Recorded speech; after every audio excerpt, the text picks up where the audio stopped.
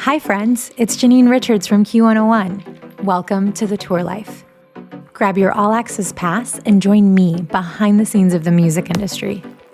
Together, we'll discover how to live happier and healthier lives doing what we love. Today's guest is a security director who has toured with artists such as Lizzo, Maroon 5, Alison Wonderland, and Ziggy Marley. In this episode, we chat about security on tour, taking care of yourself so you don't burn out, building professional relationships, and what it's like to be a parent who's gone on tour all the time.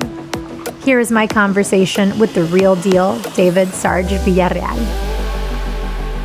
Hi, Sarge. Thank you so much for joining me on the Tour Life podcast. I'm so excited to hear your perspective on the industry. I want to hear your story. So how did you get where you are? Well, first off, hello. Let's see, back in, 2008 or so, when the economy had basically taken a dump, I was doing construction and I worked as a concrete contractor. So again, 2008 comes along, economy takes a dump. What are we all going to do? Construction comes to a complete halt. And it's like, man, the hell am I going to do here? I happen to live in the Coachella Valley. My brother-in-law knew a guy who had the security account for the campgrounds. So he says to me, he's like, hey, you want to come work Coachella Fest? He's like, I know construction's slow. And he was like, it's only $10 an hour, but it's, you're looking at 12-hour days for like 30 days straight, load in to load out. So I was like, yeah, I'll do it. So I worked the overnights and basically that first year, just being in business, you realize and understand the power of networking. So I'm always trying to meet the movers and shakers. Who do I need to talk to? I don't want to talk to you because just because you appear to be the boss, you may not be the boss because that's the person who's actually doing the hiring, or that's the person who's paying the bills. That's the person I need to talk to. That being said, just, I've been observant. And for the first weekend, they kind of left me out in the, basically out in the fence line. Like literally nobody would have even known if I went to sleep out there. Nobody came to check on me, nothing. So the owner comes to check on me at some point in the night. He asked me how I'm doing. I said, I'm doing fine. I said, but you guys should be checking on your people. I come from a military background, a sergeant in the Army. So it's like, that's what your job is to take care of your people so that they can do their jobs. So, I kind of just gave him a slight little, maybe it was a little bit of a hit, like, hey, dude, what's up? Like, don't, I had no food, no water, no nothing. But it wasn't tripping. But if this is how you're doing your people, it's wrong. So he asked me like what my background was, so on and so forth. And then my background was, working in construction and, being in the Army as a paratrooper. And he's like, well, you ever ran any search lines before? And I was like, yeah. Back when I was in the Army, there was a couple of things that we had to do similar. So I was like, yeah. So he puts me as a supervisor for the search line. I end up meeting the guys who were in charge of the campground as far as security wise. And basically they were like, hey, we got this and this going on. We could use your help. All right, cool. So I'd go over there, help them put out little fires. It's Coachella. It's a campground. It's where all the action happens. So helped them out or whatnot, and didn't work security again until the following year. At Coachella again, the owner of the company asked me to come back and be the event manager at this time. So basically I was running the whole overnight. I had some like 150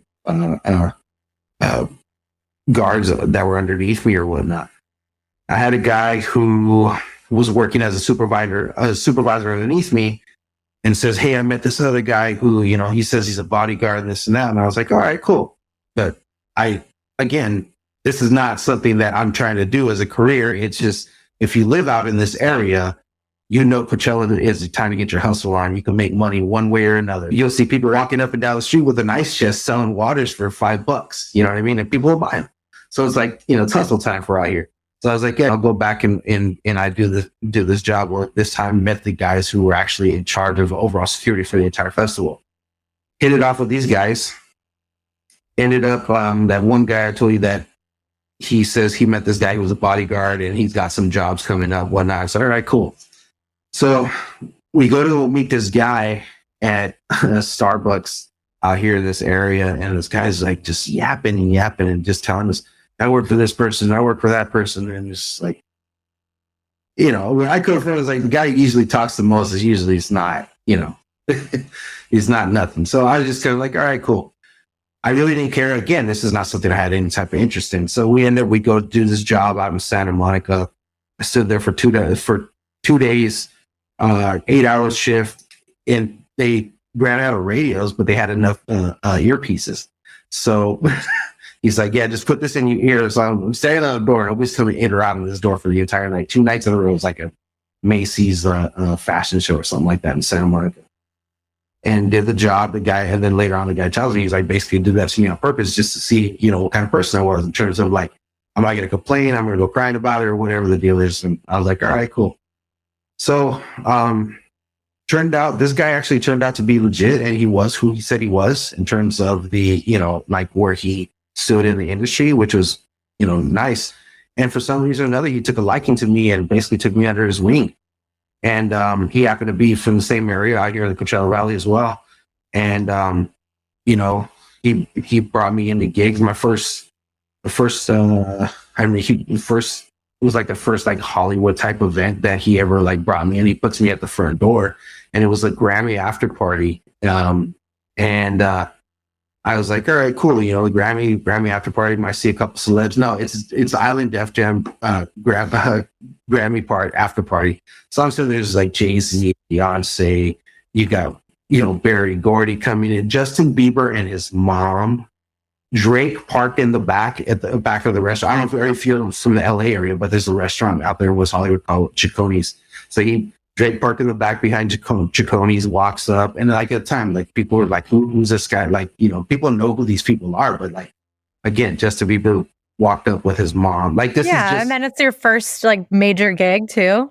Right. But I'm like, oh, crap, that's so-and-so. And I'm running the list, but I'm keeping my cool, but it was just blowing my mind on the inside. So, just kind of moving forward, he continued to excel in where he was at, and he was leaving to go work for a client full time.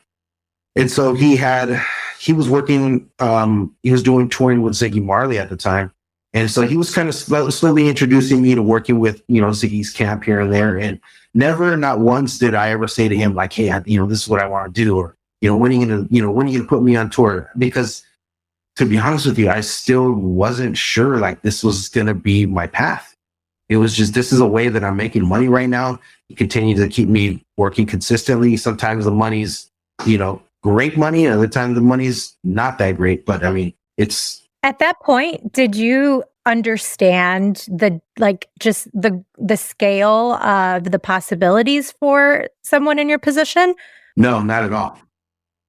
No, not at all. I didn't. I never thought, because I tell you, I'm one of the shortest you will see in the industry. I'm only 5'8", and there was a time where I always try to stand a little taller. I always, I would lie when, like, how tall are you? Oh, I'm 5'10", 5'11". You know what I mean? And then when they get there, nobody looks at me because of my actual body size. When you see me, you don't. I mean, like, I have a buddy of mine. He says that I carry. He's like, you carry yourself like you're 7 feet tall. So whatever that means, again. I mean, that's what it looks like in the photos, actually. Right. Yeah. I mean, because you have such a big presence. Yeah. So, but I'm actually not that tall. Again, I'm So, like I said, the possibilities, because in my eyes, when you think of a, bodyguard or whatever, the people want to call us, which is, I hate that term. FYI, make sure you put an exclamation point on that. But my idea was just like the movies, big, tall, guy was just, ripped, or, just that Hollywood image of a bodyguard or a security guard is what I had in my head, and I didn't fit that image, not one way or the other. I didn't fit it, so, and this was never something that I ever dreamed of doing. Even with my military background, like some guys will sit there and then try to embellish their military background. Well, I'll tell you right now, I was a radio operator. Yes, I was a paratrooper. You know what I mean? I earned my wings, and I'm very proud of it. I got 39 jumps under my belt, but I wasn't out there on the front lines and killing people and doing all these. I wasn't on these special operations or nothing like that. I was a radio operator. It just happens to look cool on my resume at this point. You know what I mean? Yeah. So again, there was no aspiration to do any of this. It was just wait until construction picks back up. So just moving forward, I continued to help him out. Well, then he got to the point where he was just like, "Hey, I'm leaving." He went to go work for an NBA client. So he's like, "Ziggy's going on tour, and I've been bringing you to shows. I've been bringing he's been having me do things here and there just to get me familiar with the camp." And then he basically, they have the tour coming up, and he actually got a call for Lady Antebellum had their security. I don't want to go too much detail because I don't want to put any bad name out there. So basically, they had to let go of their security. They had an emergency situation. They were coming down with Staples, and they had 2 back-to-back shows. And so the tour manager called the guy, and he said, "Hey, can you help us out? Blah blah blah." And he's like, "Yeah, come down." And then he brought me, and he's like, "Look," basically looked me in the eye and said, "I'm not going to pay you for these 2 days, but this is what's going to happen." He's like, "I'm setting you up." He goes, I'm not telling them, but I can't take this gig." And I was like, "Oh, okay. So what do you think?" He's like, "It's up to you in these next few days to nail this gig." So I said, "All right, here we go." So I did these 2 shows, and then basically at the end of the 2 shows, he had to talk with the tour manager and just basically told him, like, "Look, I can't do this, but that's why I brought him, so he could see what he does," and so on and so forth. And he was like, "That's great. We're happy with him, and we'll take him." And so that was my first tour, but it didn't last long. It was I went out, did a few shows, and then we were going to have a break. And I went. I had lunch with the tour manager, got ready for my flight, went down, flew back from Vegas to Palm Springs. Oh no, Vegas to LAX, and opened my phone, once I got service, and I got this email, which I still have to this day, about how I didn't do nothing wrong, but I wasn't the right fit, was the gist of the email. And the tour manager was adamant about the fact that he definitely would love to work with me again in the future, so on and so forth. So I was okay with that, but I felt like I let my mentor down. You know what I mean? And it was just an emotional moment. My luggage didn't come through. So I was sitting there looking at this email, waiting for my luggage, and sunglasses on, and I got like just a tear coming down my eye because I was just heartbroken, because I thought, this is it. This is what I've been working so hard to get to, and it was so heartbreaking. But then, basically, I had to pick myself up from that because I still got to eat, still got to work, and ended up taking that tour with Ziggy Marley, and that's where I learned how to live on the road.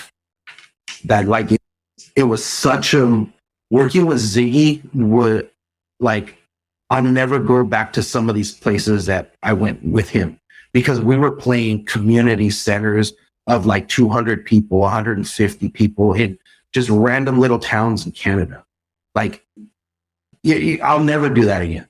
Yeah, that's not your typical tour by any means. No, not at all. Wow. So it's I learned how to, make sure I had proper sleep, make sure, I had clothes, it was because, it's one thing, and I'm sure anybody who's listening to this podcast can attest to, it's one thing to be able to do your job.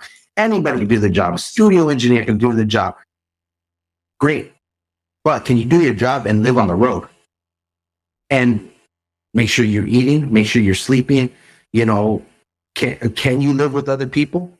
Are you compatible enough to be in close proximity with people for such a long amount of time? You know what I mean? Those are the kind of things that they do. Nobody teaches you about. So what went through your mind when you first realized, okay, I am officially going on a tour. I'm going to be living on the road. these are my expectations. And then how did those expectations line up with reality? Definitely don't get as much sleep as that. I'll tell you that was one of my biggest things. It was just like, all right, like, dang, like you're not, it's different if I have to go and do a show with, let's say if we have a small one-off in LA. All right, cool. Go out, do the show, the client. And then after the show, he jumps in his vehicle. Adios. See you later. Boom. I jump in my car and I go home for the night. Versus, and you get proper sleep. You sleep in a bed, so on and so forth. It's like you tend to, when you don't, let's say with me is in my position is that you're never off. You're never off duty. I'm not going to sit here and try to make it this big old extreme thing. Like I sleep with my door open and fully clothed or anything like that. It's not that, but meaning that if my client needs something at 2, 3, 4 o'clock in the morning, I need to make sure I have it. And the reason why I always make sure that I have all these things is because if I don't, what ends up happening is now next thing you know, you may have a client who, because I work a lot with female clients where I carry, feminine products for them. I'm also, I got 2 daughters and a granddaughter. So, like the girl thing is kind of my thing. So I'm always prepared on that end. You know what I mean? And they're like, we need a tampon right now. Right. So what ends up happening is just, let's just say you're working with, famous Mrs. Jones or what, just for, generic name. And she says, well, I just started and we need to go to CVS. And we're talking and she is one of the most photographed people in the world. Now, what do? Do you say we're going to go to CVS and she's adamant about going to CVS, even though you're telling her that we are about to get hit by cops or whatnot, and they're just adamant about it, or just be like, it's fine. I go on right. We're good. Keep moving. So I try to make sure that I always have everything that my clients need. I get to know my clients. I want to make sure I have everything that they need so that it doesn't mess up my program. Because obviously everything I do is very well planned out. That's, that's about, I would say about 80% of my job is you will never see. Nobody ever sees. You know what I mean? Did you learn that on the road to be more prepared? Do you think that helped? Yes. Yeah, definitely. Because of the fact that, like I said, you don't always have the luxury of like, let's say right now I'm like, oh man, I need to grab a toothbrush because, I just dropped it in the toilet. Well, I can just drive down to the local drugstore, right? When you're on the road, you're waking up on the tour bus and you're like, oh, I'll just drop my toothbrush in the thing. You're like, shit. What do? So I always have extra of everything. Always. Like literally just right now, like I was telling my wife, like I was trying to grab a cord and I was like, if you ever need any cords, they're right here. I have this big like gallon bag just full of different, cords, Is that also a military thing? Because my father-in-law, he, bless his soul, he passed away a few years ago, but he was a Marine and we were tons of Band-Aids, like tons of everything. Yeah, I have literally extra of everything. I never only have one of anything. Everything I have is always double or not triple. Especially, but I'm addicted to Amazon. So it's like, I'll buy like, let's say before I go on a tour, because, if you have and especially an iPhone, it seems if you have an iPhone, they always lose their charger. The cord's always broken or somebody's taking it. So you're always in need. Tell me, everybody's always in need of a charging cord. So like I'll go on Amazon, like say if I know I'm going on tour in a week or two, I'll go on Amazon and I'll buy like the 10-pack of cords. That's so funny, John.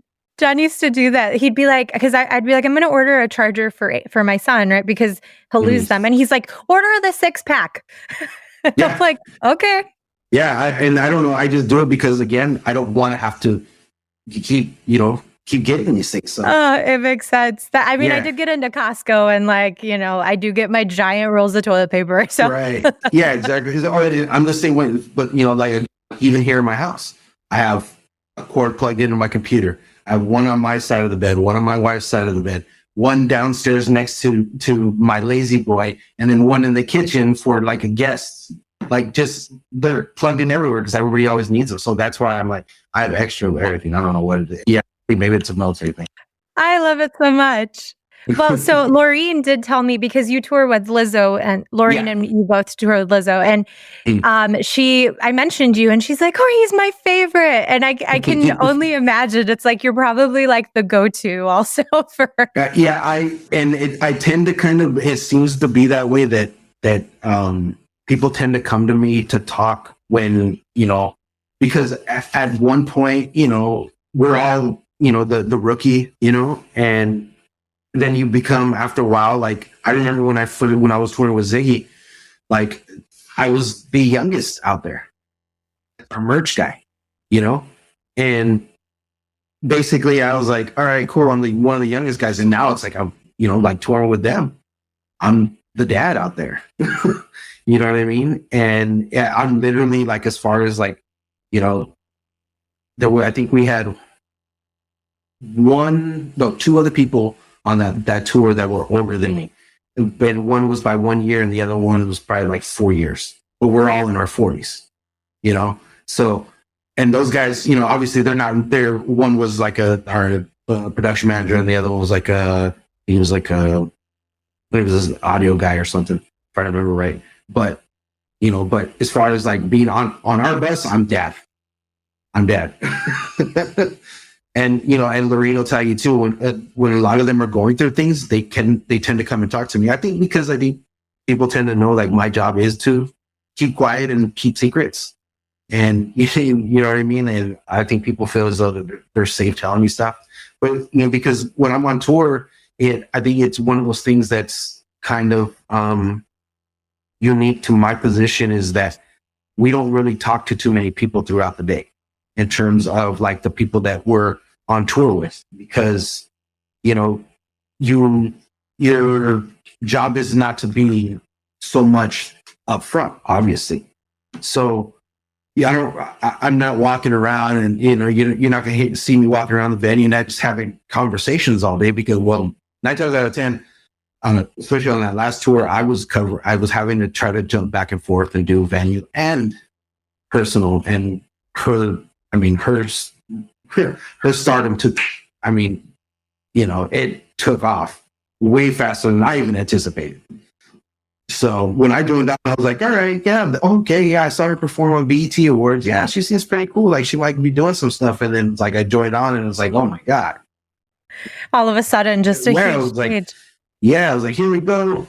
So how does that affect the way that you deal with venues and things like that? Because I've witnessed situations where the venue doesn't really have much security going on, and maybe the tour manager is concerned because they know that the things that could happen.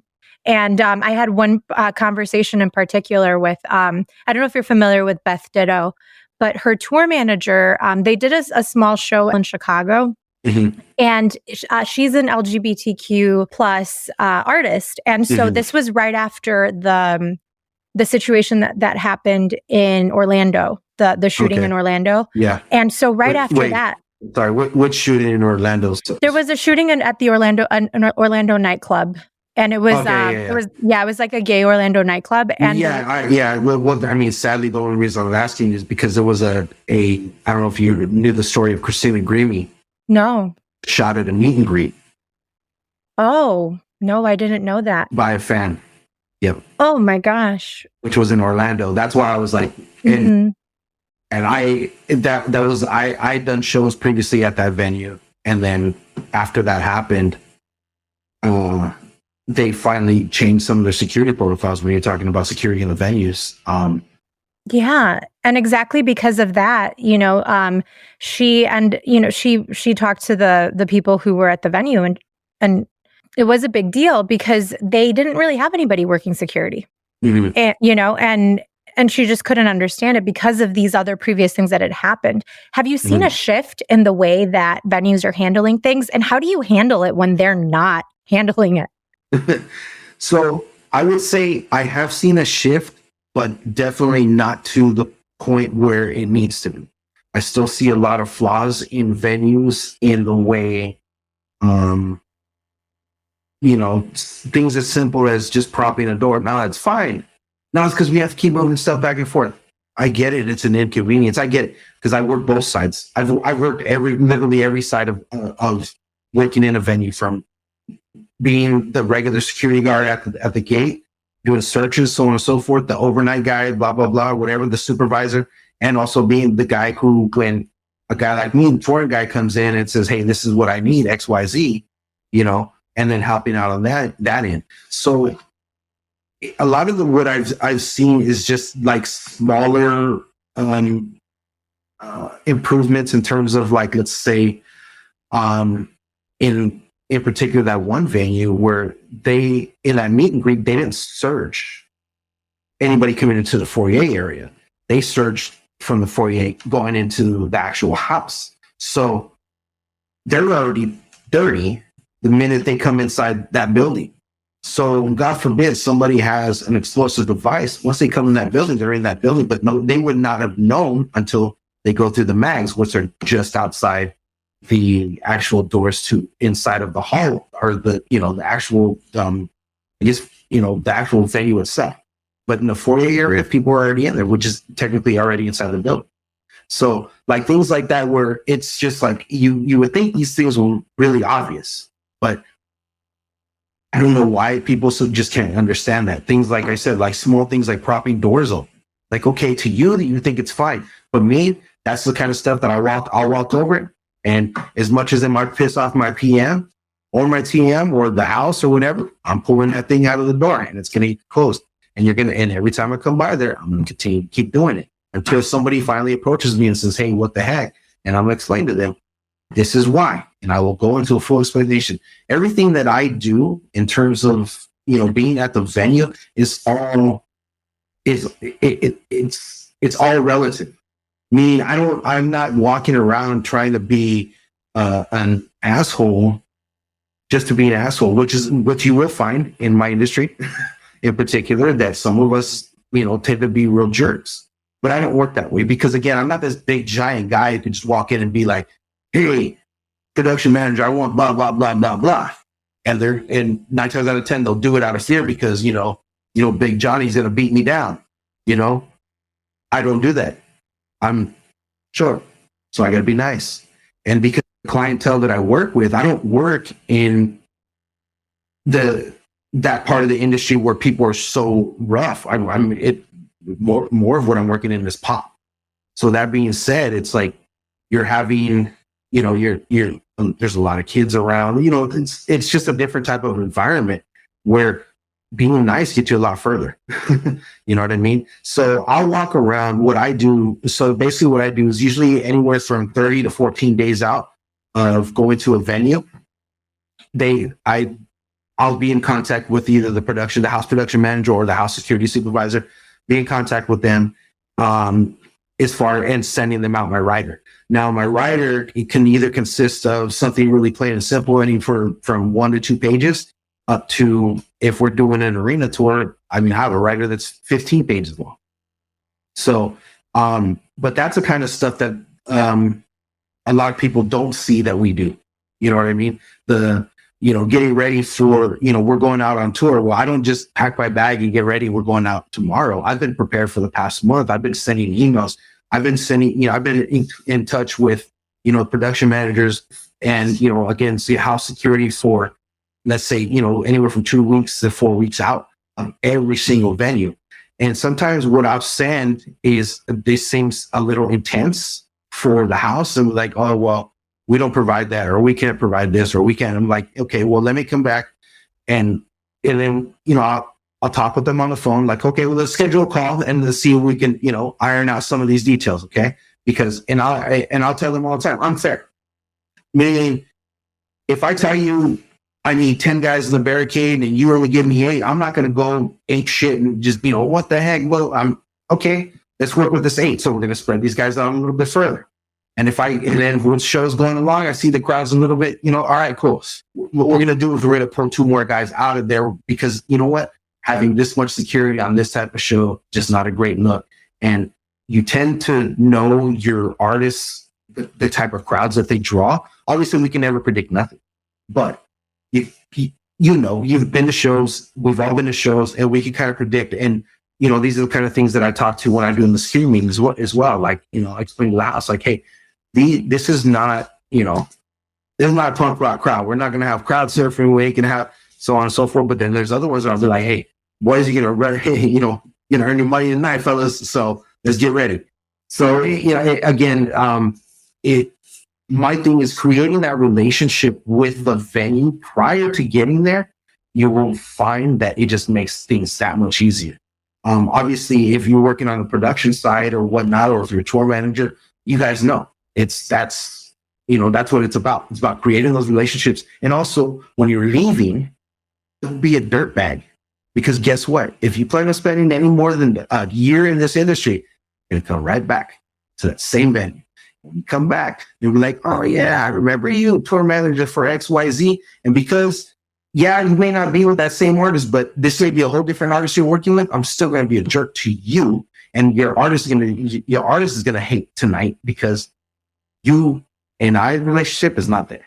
You know what I mean? Yeah. And I think that's the really important thing to remember, because it's easy to feel isolated in the industry, and think that at any given point you're basically alone, right? Mm-hmm.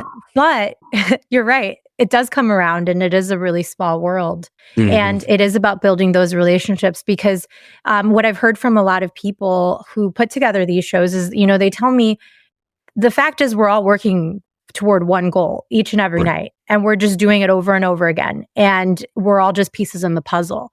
And people need to remember that, it's like, if you're going to give off this asshole energy the entire time, you're going to be getting it right back. Oh yeah. And I mean, like, I can't tell you how many times I see that, you know what I mean? Where it's just like, why are they being, and I'll come in and I'll have somebody just doing it. And I'm like, all right, let's talk, because I don't know where you and I's relationship went wrong, but like now you're tour manager or tour, your production manager. All right, cool. They're not me. Let me see what I can do to iron out the situation.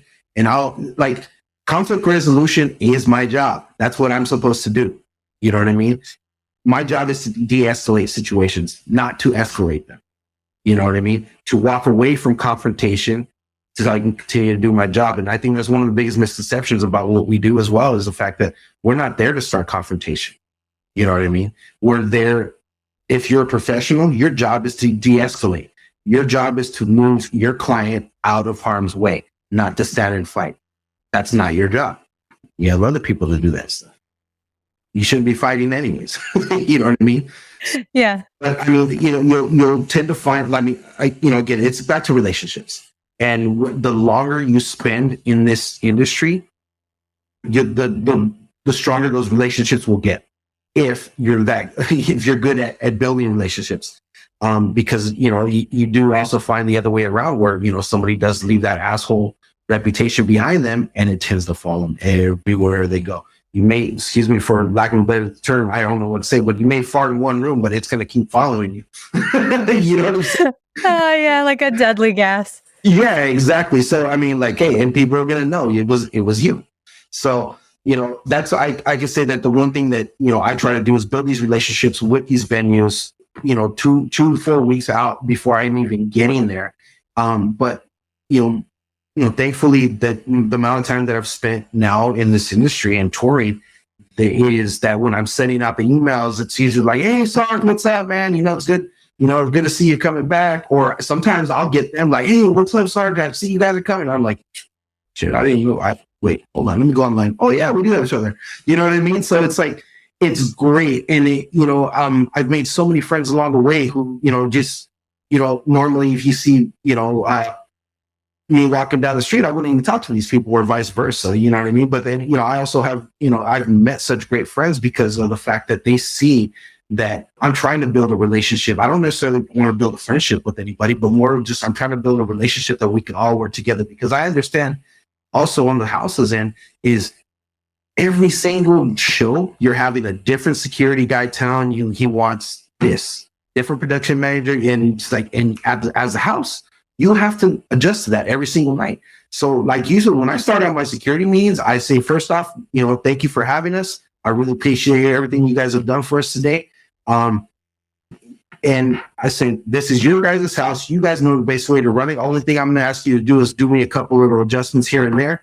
And then I'll kind of go in from there. And then, lead in with my security meeting. But every single time I have my security meeting, I always thank them for having us and make sure that they know that this is their house. This ain't my house.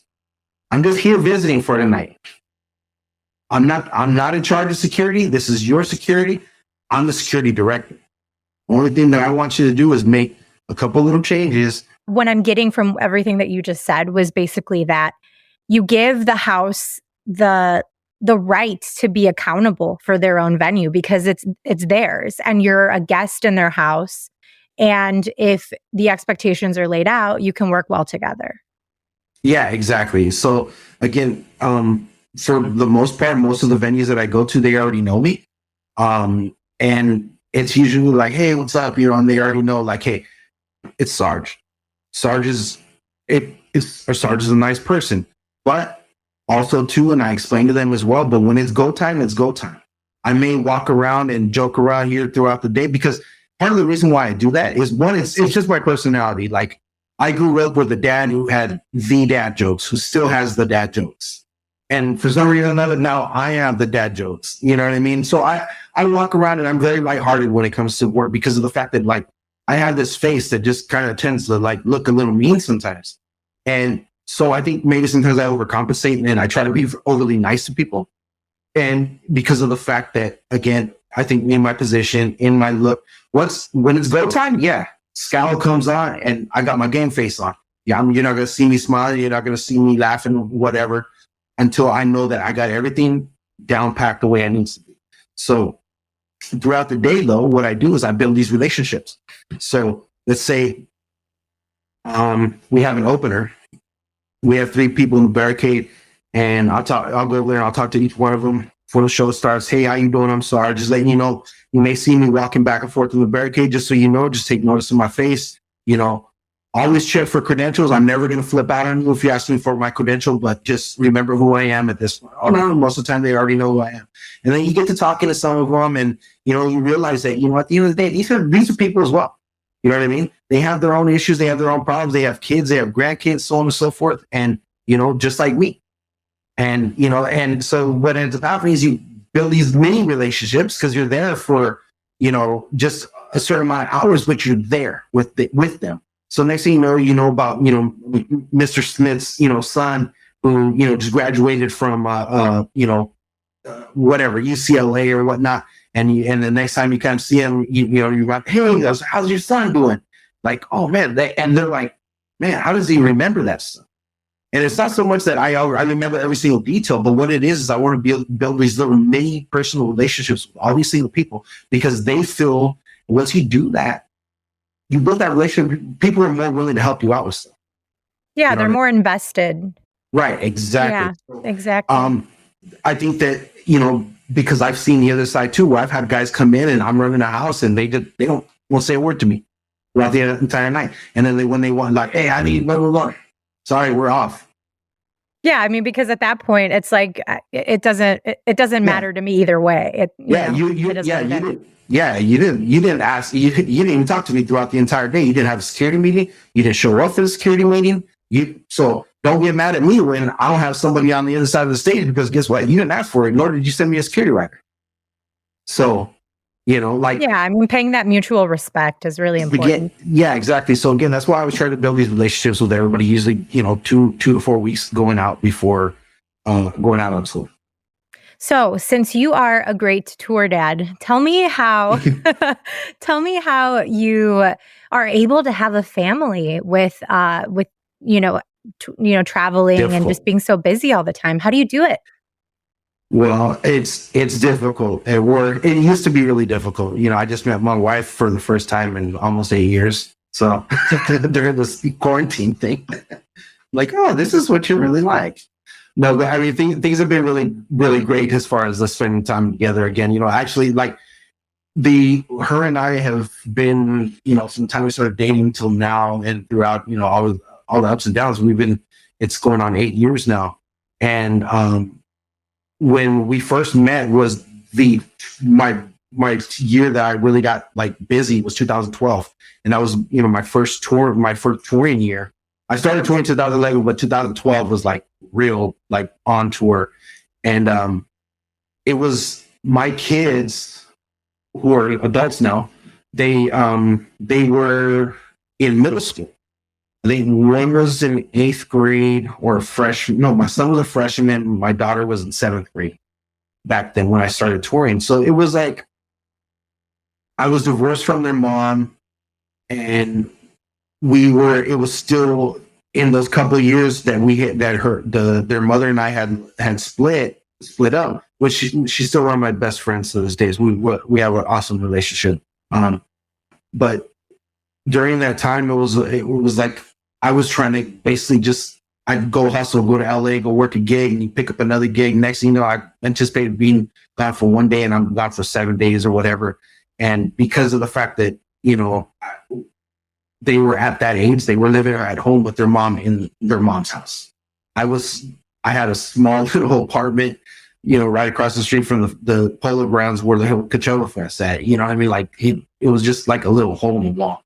So it was like, when I would see my kids, it was very much like I'd come home from tour and I'd see them for a couple of days, and then I got to take off again and go do something else.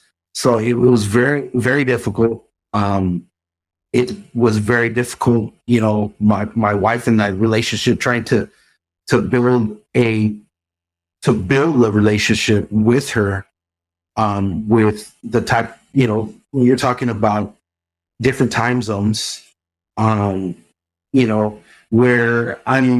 I happen to be in Australia and I'm, 16 hours ahead, and I'm calling her because I'm just waking up and she's getting ready to go to sleep, or it's 3 o'clock in the morning here at home, and you want to hear somebody's voice, and you can't, because she's got to get up and go to work here in a couple hours or whatnot, and you don't have the energy to stay up for those another 2 hours. And so there was a lot of that, a lot of missed phone calls, and it's definitely difficult. But what makes it easier at this point is the fact that now my kids are adults. One's 23 and the other one's 21 now. They essentially have their own lives. You know what I mean? My son's got his daughter, and which is takes up his time. My daughter goes to school full time, so it's like they have their own lives now, which makes it a lot easier, to where it's like, just because I'm home, they don't have to be like obligated, like, oh, I gotta go be with my dad this weekend. It's like they don't have to do that anymore, because they're adults. Yeah, no, I mean, I have a familiar experience. There was a time when I live in Northwest Indiana, which is probably 35 minutes outside of downtown Chicago. But there was a time for when my son was 3.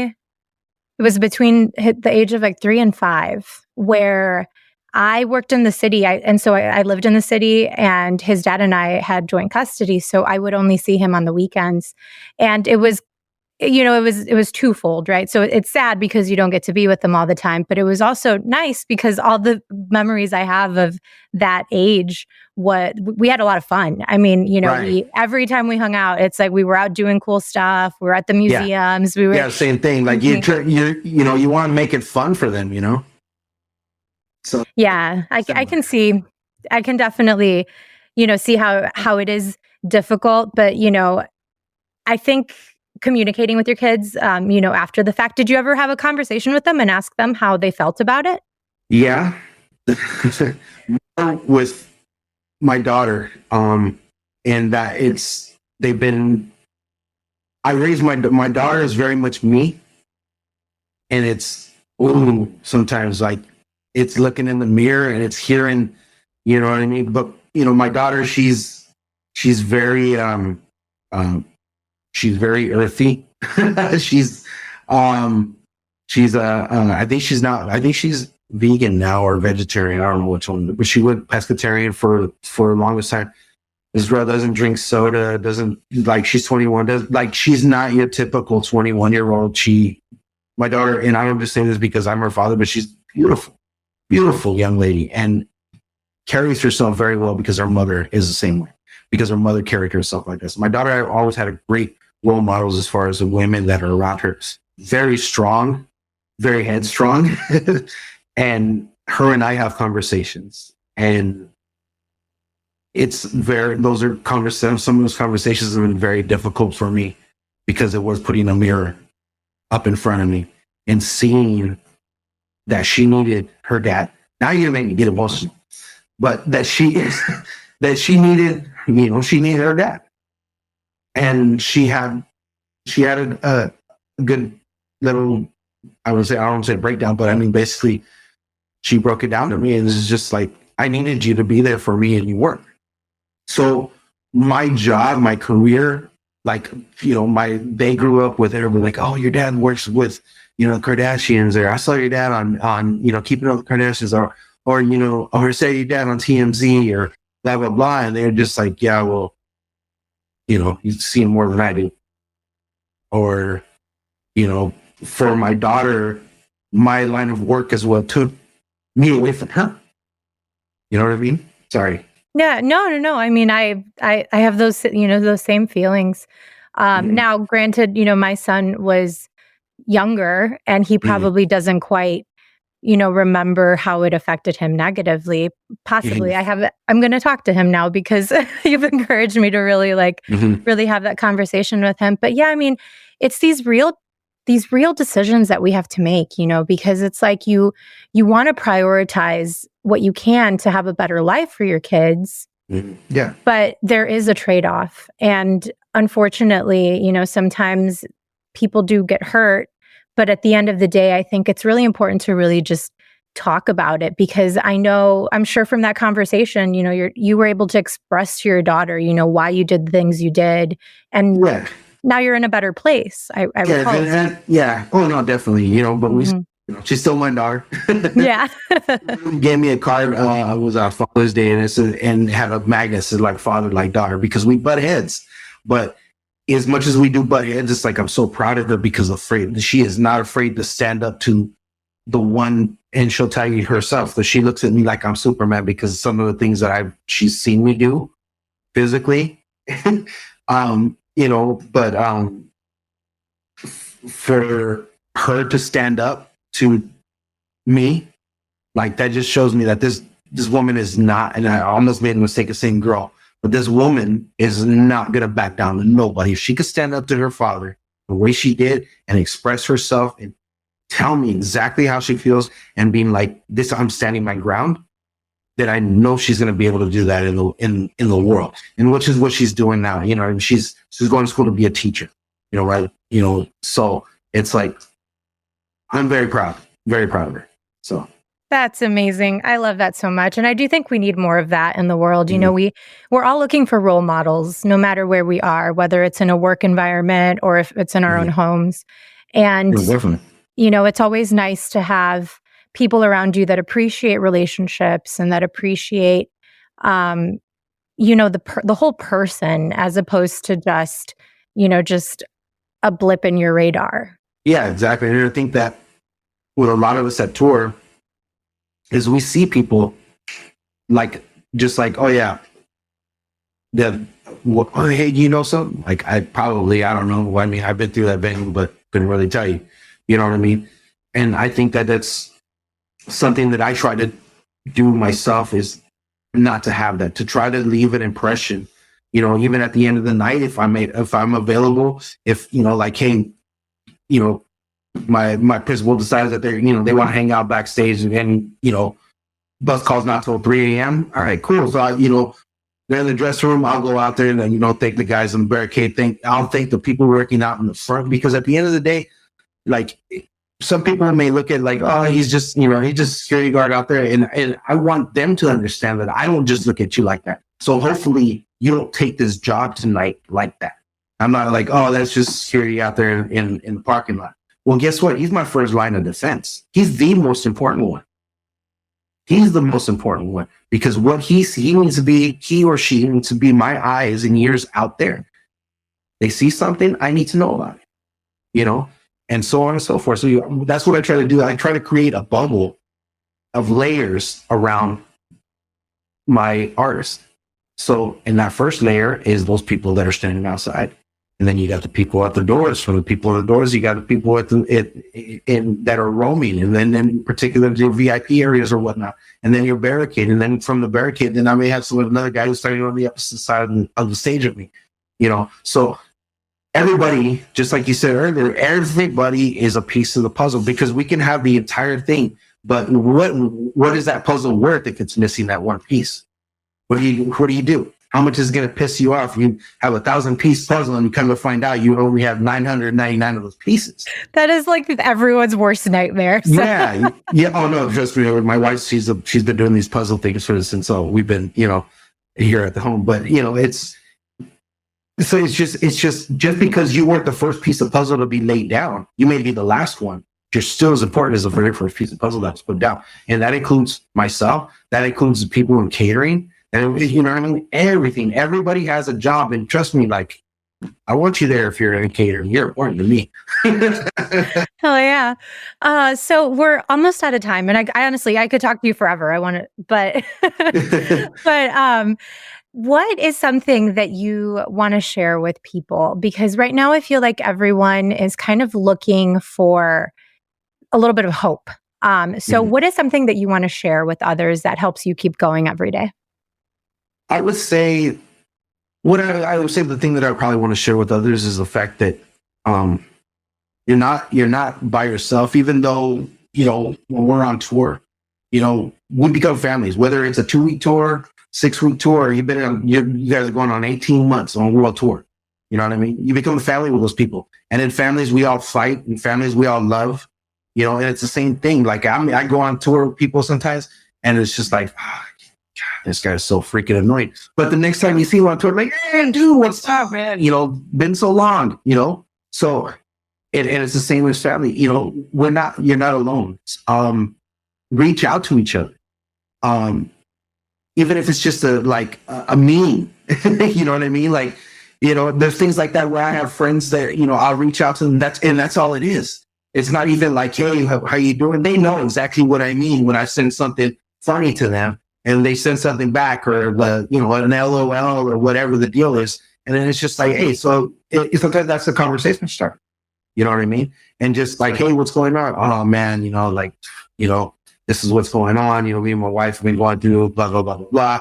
Or oh man, things are going great. As a matter of fact, dude, I got the show coming out. You think that maybe you could come help us out, because there is things that are happening. And you just got to kind of, I can't say there's an actual formula to it, because there's really not, but you got to, one is your relationships that you've built throughout your entire career, that you've been touring or whatnot, that you've been in the industry. Use those relationships right now to start building for the future.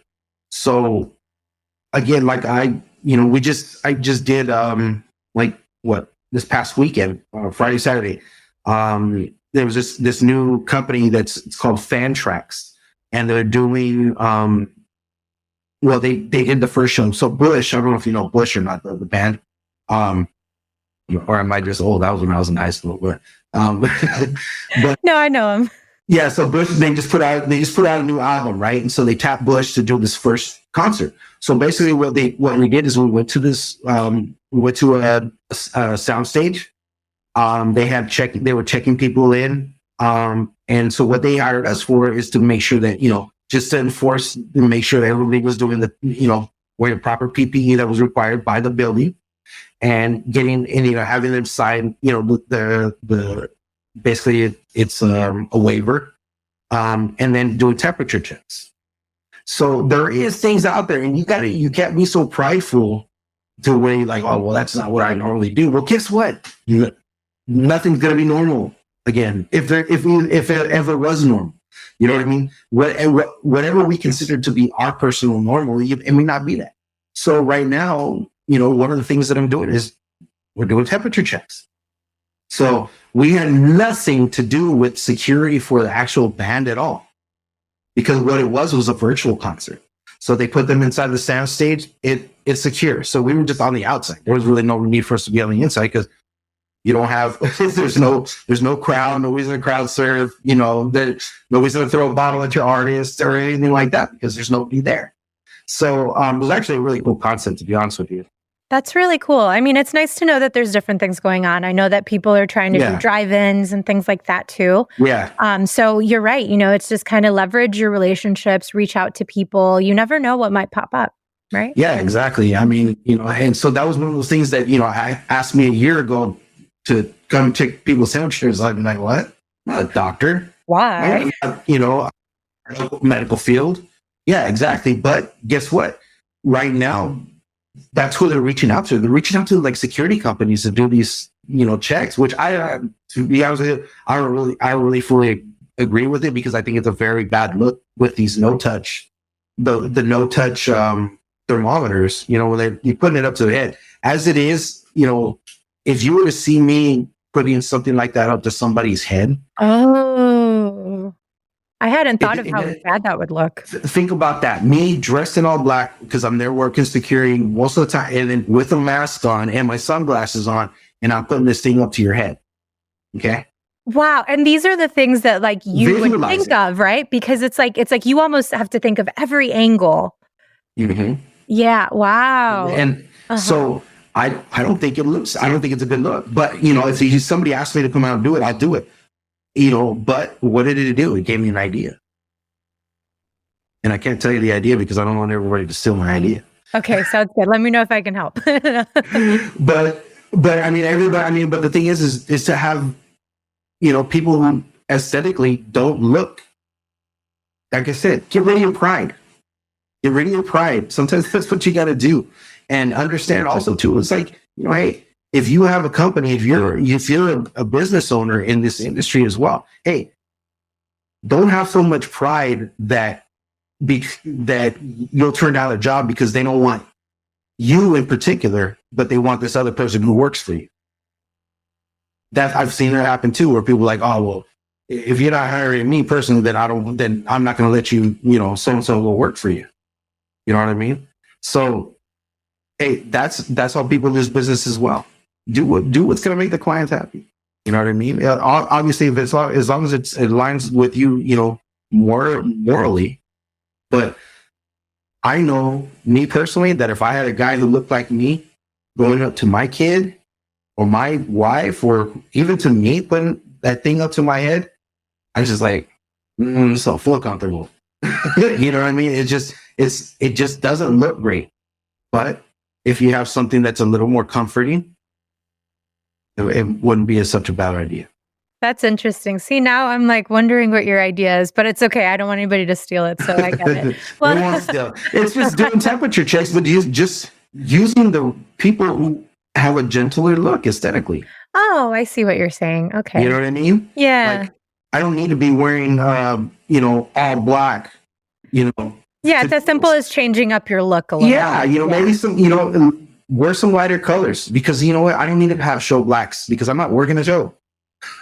Put on some khakis, some decent looking shoes, and, maybe a white or light blue polo shirt, something, the colors that are softer and not so aggressive and not so dark. And, for something like that, I have, obviously we work in music. So, I got tattoos everywhere. So I have a tattoo on the back of my neck that says Sinner. So I'm not exactly the most, aesthetically, I got, tattoo on my neck. Like, so I wear long sleeves. You know what I mean? And, it's simple. Am I trying to hide my tattoos? No, I'm not trying to hide my tattoos. But what I want to do is create a softer image because I'm not there to be Mr. Tough Guy today. That's not what my job is. My job was to take temperatures and just make sure that people are compliant. Yes, you know? Absolutely. I definitely think it's important right now, to take a look at the way that we've been doing things overall and figure out a way to change things in a way that it allows us to meet our objectives, but it allows us to think outside the box a little bit and just get it done.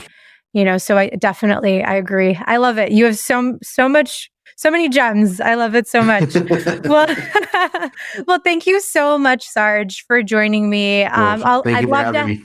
I would love to have you back on later on once people start going back on tour, so you can tell me what post-pandemic life is like. Yeah, I'm interested, and I'm really hoping that I can play a part in trying to get us back to some sort of level of normal. I wouldn't call it full normal or whatever the deal is, but the new normal. And I know people hate that term, and but it's the reality of it is this: whether you agree with certain policies one way or the other, the reality is that if they become law, that we're going to have to comply in order for us to continue to move forward with things. And if you don't want to move forward, then you have that right as well. You know what I mean? We all do. But as far as I'm concerned, I need to move forward, and I want to be able to be a big part of making our industry move forward, not only in safety, like physical safety, but also to our mental health and our physical health as well. I love it. Thank you so much, Sarge. Thank you. Here are some key takeaways from my conversation with Sarge Villarreal. 1. Don't be so hard on yourself when things don't go how you expected. Be as prepared as possible, but trust that we are always exactly where we need to be, and never burn bridges. 2. The toughest part of living life on the road is taking care of yourself while doing your job, but make it a point to slow down every so often so that you don't burn out. 3. Respect the bubble. As a fan, or even if you're a part of the tour family, it really can be life or death. So do your best to work with those protecting you, not against them. 4. With work and life, there's a very real trade-off when it comes to time. Don't lose sight of the importance of making time for your loved ones and also sharing why you do what you do so that they can better understand your dynamic. And 5, give the people you meet value. Thank them, appreciate them, and remember, you are not alone. Thank you so much for joining us on The Tour Life. Please remember to rate and review the show on Apple and Spotify to help us elevate these important conversations. Join our community and get access to exclusive behind-the-scenes content. And you'll also be the first to hear about upcoming events and giveaways by connecting with us on socials at The Tour Life Podcast and at Q101 Chicago. Are you tired of losing your fantasy football league year after year? Lindsay Rhodes, Emmy-winning sportscaster and football analyst, is your new secret weapon on the Believe Fantasy Football Show. Watch the quarterbacks and his ADP. I think he has massive high-end upside. Get expert analysis on player rankings. Wide receiver 22 in fantasy, Cecil Shorts. That kid can run, so I'm thinking he can have a breakout season this year. And you can too by searching the Believe Fantasy Football Show. That's BLEAV wherever you listen.